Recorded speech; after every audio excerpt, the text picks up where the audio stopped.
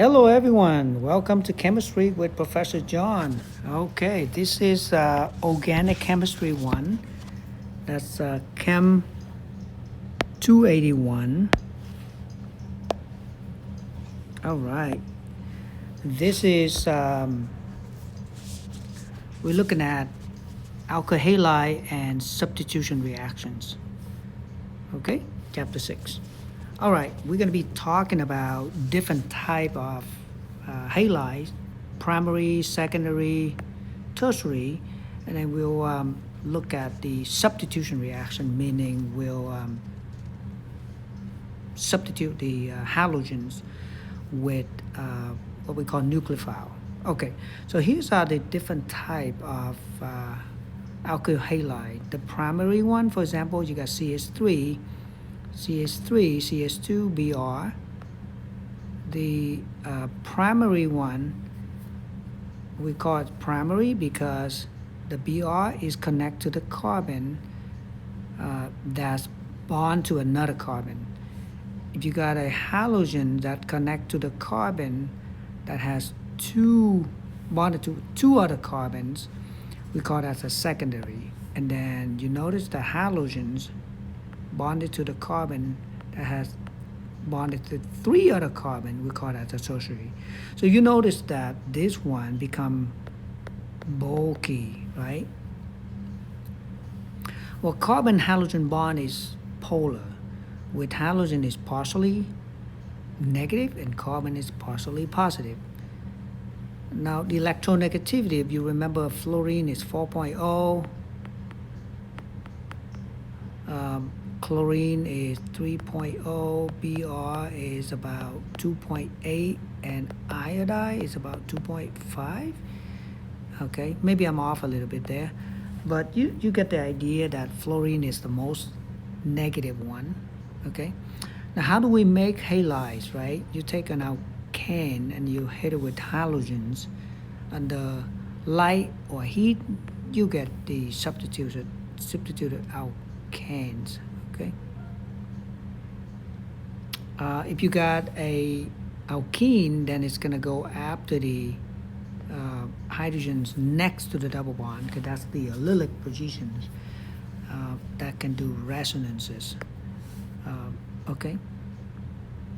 Now, here's a main part of this chapters: the substitutions, reaction, and also eliminations. If we put in something negative, nucleophile is something electron has lots of electron. Something is electron rich, either a lone pair or negative charge. Okay, so we substitute that by nucleophile. Now, if we put in a base, instead of substituting the X, we taking the hydrogen away to make the alkene. Okay, that's called eliminations. Okay, now here's an example. We got a OCH3 minus, of course sodium is plus. Okay, that's something electron rich, and we can replace that, replace the iodide to get the substituted products, and or we can also get the alkene product by eliminate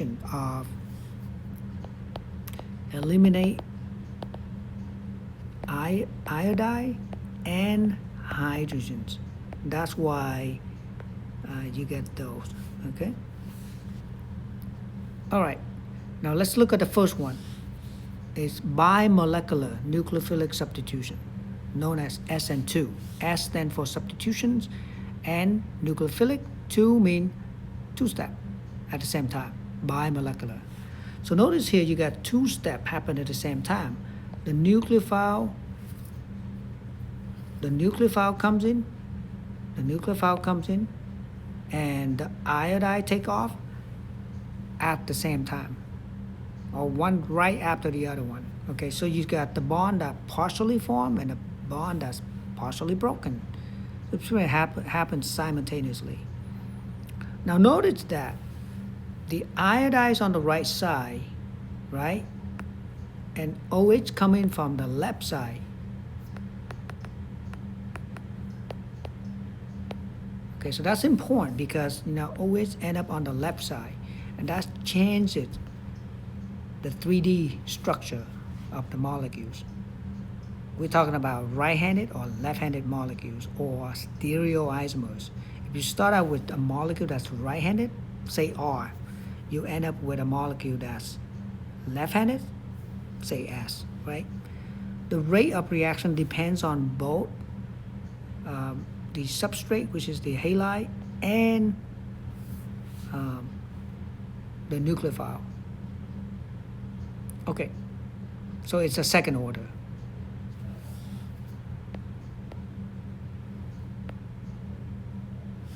All right. Here's a few good examples. Replacing the Cl by the OH, replacing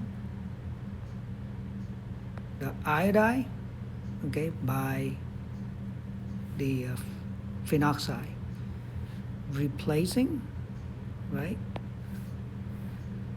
Okay, replacing again the Cl. It's pretty good. We can make pretty much any kind of product we want. We can also replace one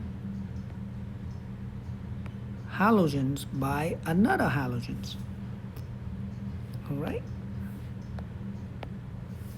Yeah, it's pretty cool, right? So substitution is really awesome. Put something new in, take the old one out. Okay, factor affecting the SN2 reactions. The strand of the nucleophile, the one that's coming in, right? Very important. Okay, the nucleophile coming in. You notice that the CH3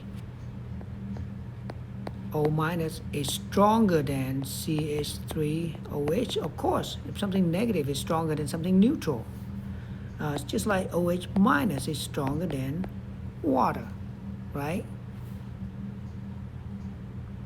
Basicity versus nucleophility. Basicity is the measure of how good that a base in taking the hydrogen atoms. Nucleophilicity is the rate of attack on the positive carbon, known as electrophilic carbons. Most of the time, a good nucleophile is also a good base, okay, or a strong base. So we got a couple of examples here. Now, the steric effect is important. This one is really bulky. That's what we're trying to say here. Big. It's a lot of branches. So that's not a good nucleophile. Remember, steric or bulkiness is only affect the nucleophile. It does not affect the base. The base means as long as you got a negative, it's a good base. So this one right here is a good nucleophile, also a good base, because it's not. If something is negative, it's a good base. Okay, a good nucleophile, not bulky, not too many branches. And solvent effect, solvent is good. We need a polar solvent. The protic solvent like alcohol or water, they have hydrogen bonding, so they're gonna interact with the nucleophile. So that's not a good one because extra energy is required to desolvate it, to get rid of the solvent, so to feed up the nucleophile. Okay, so protic solvent is not good. It's just anything polar is good enough, right? Aprotic solvent, these are good solvent. These are good solvent for SN2, right? Acetonitrile, DMF, acetone, DMSO, 18 Kraus 6, so on and so forth. Substrate is the next one that is good for SN2 is the